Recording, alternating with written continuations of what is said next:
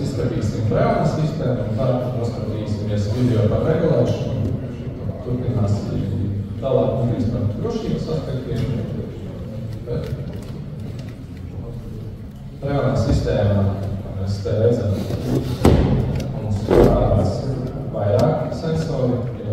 Parastā līdz šīm vārdu bloku bija 3 temperatūras sensori, pētot sensoru daudz vairāk. Freona sistēmā mums parādās arī 2 spiediena sensori, kas mēra freona spiedienus. Tieši dēļ tā mums ir tā iespēja, ja mums kaut kāds sensors iziet no ieejas, no citu sensoru informācijas, iekārta spēja virtualizēt šo sensoru un darboties avārijas režīmā. Avārijas režīms darbosies tādā veidā, ka pirmajā brīdī iekārta paradīs kļūdu, apstāsies, un mēs varēsim iestrēt to ārkārtas situāciju, kad iekārta virtualizē sensoru, un pēc ražotā informācijas iekārta darbosies 1 nedēļu no šī brīža, kad mums notika kļūme. Par šo nedēļu mums ir jāsakārto jādabū jauna rezerves daļa, un mēs varam sagatavoties tādiem. Ja gadījumā mēs par nedēļu nepaspējam to izdarīt, situācija tāda, ka atslēdzot iekārtu no elektrības, mums ieslēdzot atpakaļ iekārtu no 1 nedēļu. Protams, nevar atstāt katru reizi raustīt iekārtu no tīkla, jo tik un tā iekārta ar bojamu sensoru nedarbosies tik pilnvērtīgi, tik efektīvi, vai rasties kaut kādas situācijas, ka būs liels patēriņš vai nebūs komforta, bet tik un tā tas ir ļoti laba funkcija, mums iekārta ziemas vidū neapstājas, bet sensori. Protams, arī ir jāņem vērā, ja tiešām iekārta izies no ieejas kaut kāda svainīga tāļa, vai kompresors, vai ventilātora motors, un attiecīgi šai gadījumā mēs nevarēsim nodrošināt virtuālu ventilātora darbību vai kompresora darbību. Tas viss attiecas tikai uz sensoriem.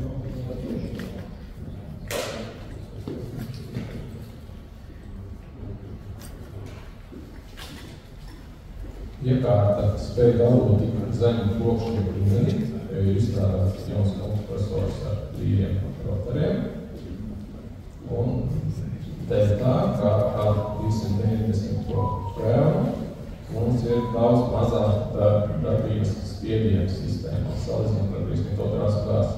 Tāpēc arī tās slodze uz kompresoru ir zemāk un zemāks trokšņu līmenis. Attiecīgi var domāt, ka dēļ tā, ka iekārta darbojas ar zemāku spiedienu freonu konkurā, arī iekārtas ilgmūžība pagarināsies. Iekšā iekārta ir GNCC kompresori, GNCC ir vidēja kompānija, kā ražotais pats ražo visus iespējot kompresori.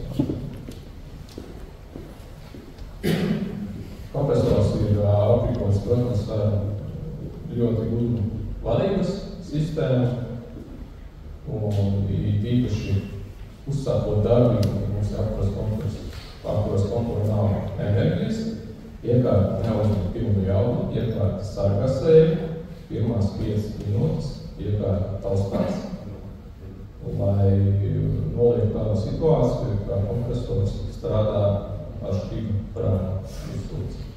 freonu, ja iekārta uzreiz apkuras konturā mums nav enerģijas, sāk strādāt pilnā jaudā, cikls neies tā viņam vienāks, un kompresors uzsūc šķidru freonu. Iekārta ir paredzēta arī aizsardzība pret pārslodzi. Iekārta visu laiku skatās darbības amperāžu, un ja amperāža pasniedz noteiktu vērtību, tad iekārta moduli tā vērtība atšķirās, vienpāru iekārtām atkarīgi no jaudas, iekārta pārāda aerokodu, attiecīgi šajā gadījumā iekārta apstāsies, ja iekārta redz, ka mums ir paslodzi pēc anturāžas. Mēs nevaram neko virtualizēt, tā ir aizsardzība, ja apstāsies. Attiecīgi, kā arī, ja mums ir problēmas ar tīklu, tā no tīkla mums panāk pārāk liela voltāža vai pārāk zema voltāža, iekārt nogaida 30 sekundes un atslēdz, lai nesagadītu savas komponentes. Bet tik un tā, jā, ļoti bieži mums ir objekts, kur ir augstās elektrība, un nebūs pa lieku uzlikt kaut kādu atsevišķu aizsardzību, jo tomēr 30 sekundžu aizturē, var tik un tā kaut kādā brīdī, ja pārāk bieži ir elektrības paraugumi vai voltāžas svārstības, var pat 30 sekundēm nespēt norēģēt un kādam platēm iziet no ierīces.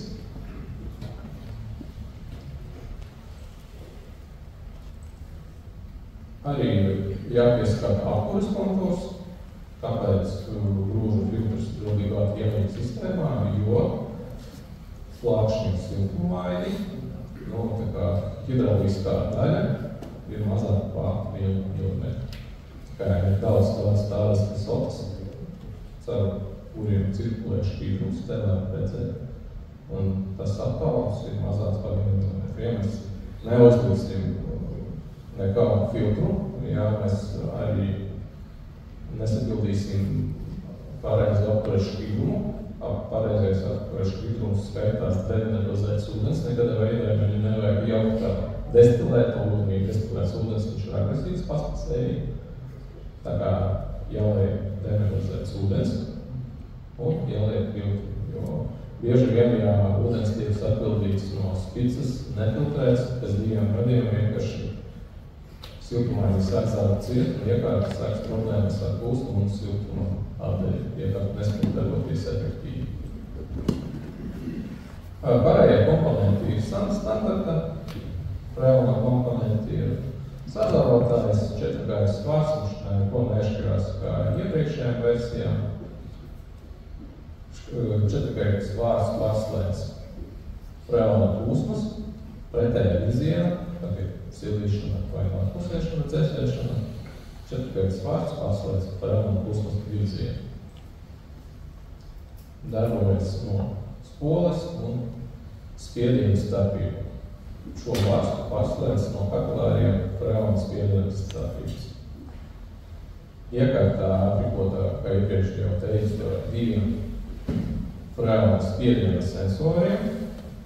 Spiediena sensors viņam ar komunikācijā un pēc signāla, kas iziet no sensora, nosaka, kāds ir spiediens.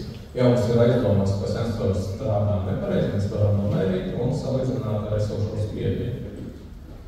Attiecīgi, iekārtai aprīkot ar augstā spiedienu, zemā spiedienu slēdzi.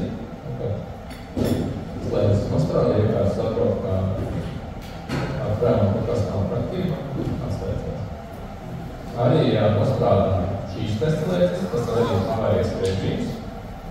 Iekārt nevarēs darboties virtuāli. Ja visu laiku nostrādās katru reizi vai augstā vai zemā spiediena sensors, tas nozīmē, ka mums nav gāda sistēma, nav cirkulācijas. Iekārta ir aprīkota ar elektronisku izplēšanas vārstu. To vārstu arī var pārbaudīt no darbību uzliekot. Un ja griežam speciāli magnētu, tad mēs varam konstatēt, vai nu vārsts darbojas, vai viņš atverās vai ne. Jo viņam ir parastais magnetiskais lauks griežu rotaru, vārsts vai nu aizdarās, vai nu atverās atkarīgi no magnetisko loka virziena. Attiecīgi, ja mums vajag pārbaudīt plašu izplēšanas vārstu kaut, mēs varam nomērīt ar komunikāciju pretestību, ja pretestības ir kārtībā, tāds ir komunikācija tiek veselīgi. Vēl viena lieta, kas parādās jauna, mums parādās Freona akumulācijas pērtne šī te, jo pārstīja akumulācijas pērtne te, bet tā kā iekārta ir noslēgtais loks uz sildīšanas režīmu, vai sistēmai nav vajadzīgs tik liels frēlna apjoms, kā dzēsēšana režīmā, un liekas frēlns, kad iekārta iet apkures režīmā, tiek uzglabāts presīverī. Šķidrā frēlnā presīverī.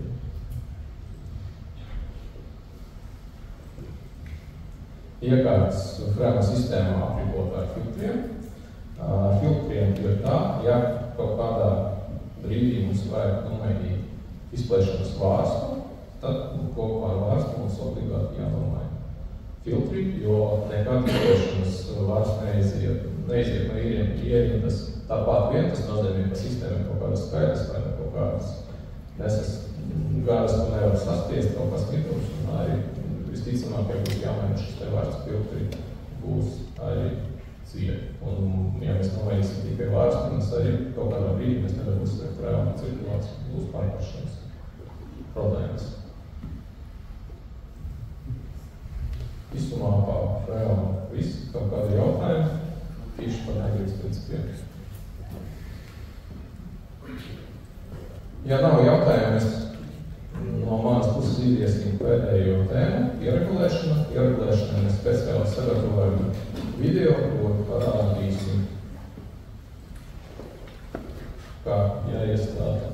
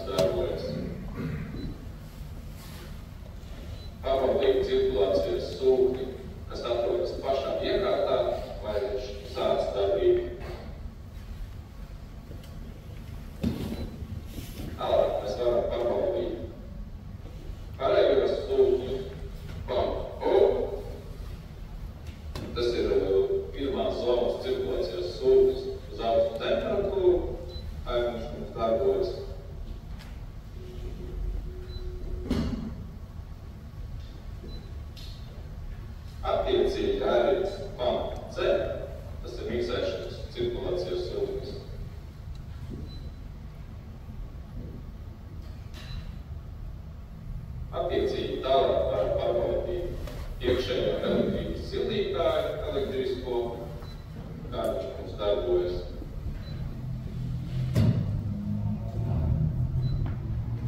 Kad elektriskais sildītājs ir pārbaudīts, mums ir papildus siltuma avots, ieslēgts un aktivizēts, mēs varam pārbaudīt viņam darbību. Kad visi iekārtas komponenti ir pārbaudīti, mēs varam pārbaudīt pašas iekārtas darbību vairākas režīmos. Dzestēšanas režīmā, ja mēs ieslēgam iekārtas, sāks darboties dzestēšanas režīmā, un mēs te redzēsim temperatūras izmaiņas. Kad mēs gribam pārtraukt kādu ciklu, jāuzspiež yes. Tā mēs varam pārbaudīt arī sildīšanas režīmu. Arī tāpat, ja darbosies sildīšanas režīmu, tad mēs varam vērot temperatūras svārstības. Atkal nospied pārtraukt šo ciklu un pārbaudīt kādu datoru. Iekārta karsta ūdeni. Kad mums tas pārbaudīts pārtraucam ciklu un pārbaudot visas iekārtas režīmus, mēs varam turpināt iestātīšanu tālāk. Izejot ārā no testām, nospied svītruņas, ejam pašā augšā. Mums ir karstā ūdens iestatība. Ieejot iekšā, mēs varam aktivizēt karstā ūdens sildīšanas funkciju un arī veikt iestatības. Pēc kompulsējums dezinfekcijas cikls ir ieslēgts, te īpaši nav nekas jāmaina. Varam ieslēgt recirkulācijas sūkni. Mums ir vajadzīga karstā ūdens recirkulācija un ir uzlikts recirkulācijas sūknis. Tālāk mums seko temperatūras iestatība. Mēs varam regulēt attiecīgi sevi. Deltas iestatība, kāds siltums sūknis reaģē uz karstu ūdens sildīšanu, kad ir vajadzīgs sildīt ūdeni. Bet galvenais iestatības ir darbības diapazons. Te mēs redzam, kā siltums ūdens gatavos karstu ūdeni līdz 46 grādiem ārā temperatūras, attiecīgi T4 THV1 no rūpnīcas iestatījums ir -10. Lai iekārta darbojas efektīvi, nomainām to parametru uz zemāku vērtību. Zemāku vērtību mums ir pārbaudīt -25 grādi. Apstiprinām. Tālāk mums ir dezinfekcijas iestatījumi un taigi.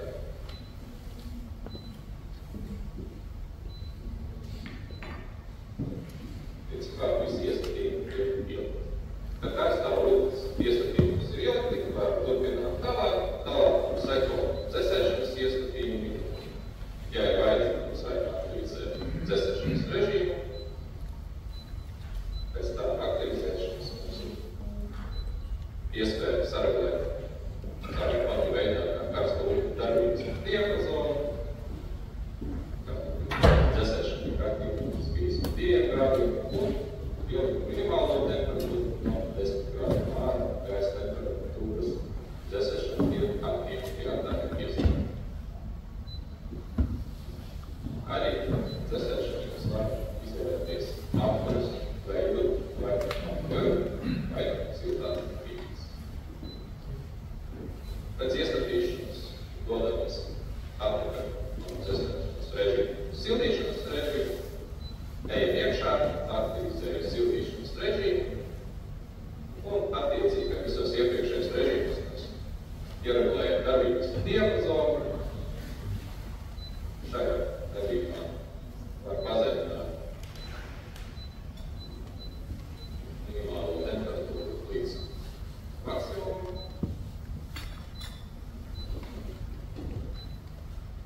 Tie ir -25 grādi. Un noteikti kāds mums ir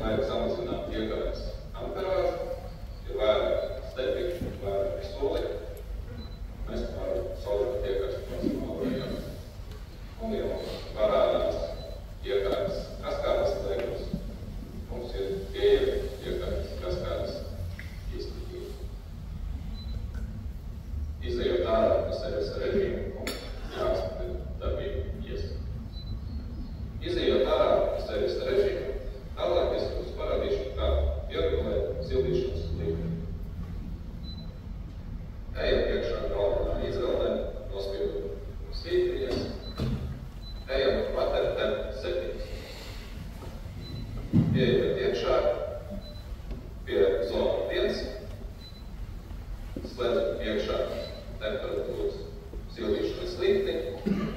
Mums ir pieejams izmantot standarta likni un izvēlēties no 8 esošām standarta liknes izstādījumiem.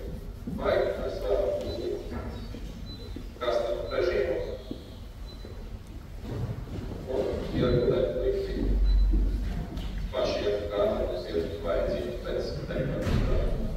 Ieregulējot sildīšanas likni, izējām ārā galvenā režīmā, izpildot svītņi 3 reizes. Mēs pamatām galvenā izvēlē. Tas ir lietotāja izvēlē, lietotāja izvēles līnija, kas var regulēt iekārtas darbības režīmu, sildīšana, vai tā ir dzēsēšana, vai tas ir automatiskais režīms. Mēs mūsu režīmu iekārtas palīdz sildīšanas režīmu. Tālāk mēs varam ieregulēt grafikus, pēc nepieciešamības aktivizēt. Katrai zonai aktivizēt atvaļinājumā režīmu, mēs varam aktivizēt brīvdienas režīmu. Izējot atpakaļ, mēs nonācam pie izstādījumiem, iestatījumos varam ieslēgt kluso režīmu un jaunīgu darbību pēc nepieciešamības. Varam ieslēgt rezerves sildītāju, varam regulēt displeja iestatījums. Displeja iestatījumos mēs varam ieregulēt laiku, datumu, valodas iestatījums, spilgtuma iestatījums un vēlreiz izpērt iestatījums. Ejot atpakaļ, te mēs varam aktivizēt atvaļinātas vadības režīmu un pievienot pultu pie tīkla. Ejot atpakaļ,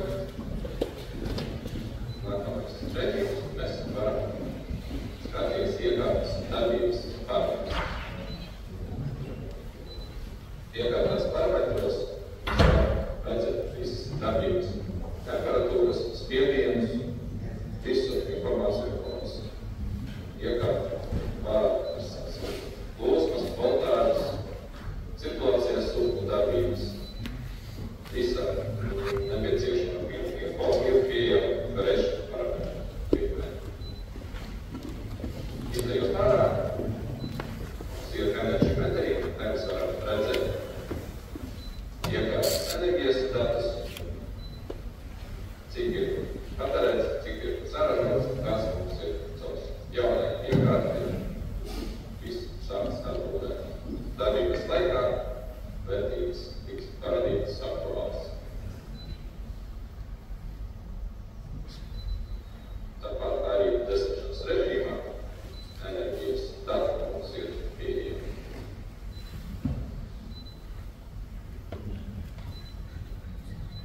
Ejam atpakaļ. Nākamā hailē mums ir iekārtas darbības traucējumi. Te mēs varam redzēt aktuālu darbības traucējumu vai vēsturi, kādi bija šī aeroporta. Nākamā pēdējā sadaļa mums ir jautājuma atbildes. Noskanējot QR kodu, mēs nonākam ražotāju mājaslapā, kur ir parādīti biežāk uzdot jautājumu atbildes. Izējām ārā, uz galveno ekrānu, te varam ieslēgt sildīšanas darbības režīmu un regulēt temperatūras. Gadījumā, ja mums ir iestatīta sildīšanas likne, lai regulētu pašu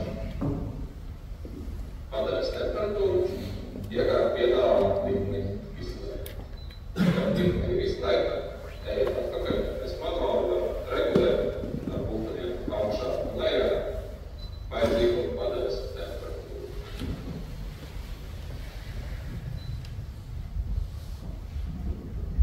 Jā, tas tā ir viss pa iestatījumiem.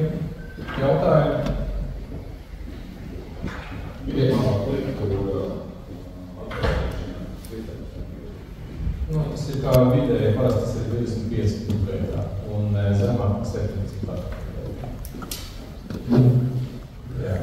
Savādāk viņš vienkārši uzsver visu. Un te runāja par atcelināto vadību. Situācija ir tāda, ka jāiekāpjas pieslēgā pie tīkla. Izskatās, ka jāiet kaut kāda problēma ar iekārtu atstūtīt mums lūdzu sērijas numuru. Un mēs, izmantojot to sērijas numuru, varam atklāt pieslēgties pie iekārtas, redzēt un mainīt parametrus. Bet šai gadījumā, kad mēs gribēsim pieslēgties, gala lietotājiem vajadzēs apstiprināt, ka mēs varam iejaukties uz viņa sistēmā un uz 24 stundām viņš atļauj mums piekļuvi un mēs varam skatīties, kā iekārta izskatās. Nākotnē tiks izstrādāta platforma, kurā mēs jau dosim kaut kādas tiesības to darīt jums.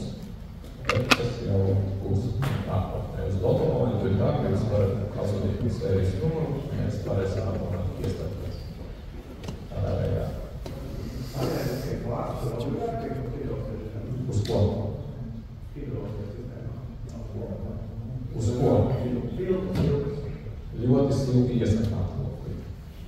Un šitam arī tā vīdu žāvēšanas funkcija, ja? Jā. Vīdu žāvēšanas funkcija ir iespējama iekšā.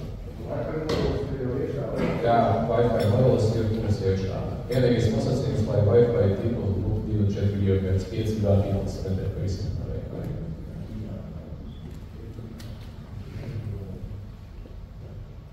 Ja jautājumu nav, tad vādījām. Es vēl piedalīšu vienu lietu, kuru arī šādām izcelt un cilvēku neiedomās, ka M-termo sērija pults ir iznesama ārpusē. Un faktiski pultī ir iekšā termostats, daudz temperatūras mērīšanas funkcija. Faktiski, ja jums ir tāda situācija, ka jums katru māju, piemēram, ir pagrabā, tad klients negrib patreiz kādu pagrabā, tad ir variants regulēts ar pultu, bet, piemēram, pagrabā nav zonas, jūs ir izņemat ārā neizrāds pultu un nolikt viņu dzīvojamā istabā. Tad klientam ir ērts pieejas pie pultu pirmām kārtām, otrām kārtām parādās iespēja arī vadīt temperatūras. Kā iepriekš minēja, 2 vada savienojas maksimālais vada garums 50 metru. Jā, tas arī izdarāk šādi punkti var pārvietot, vai arī divas punktus, viena uz iekārtas un viena tur, tad vienīgais otrai jāmēr.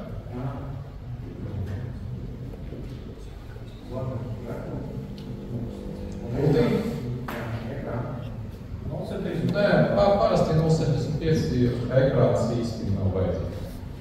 20 vārds. Jā, 20 vārds. Jā, tas dosim vārdu Dmitrijam.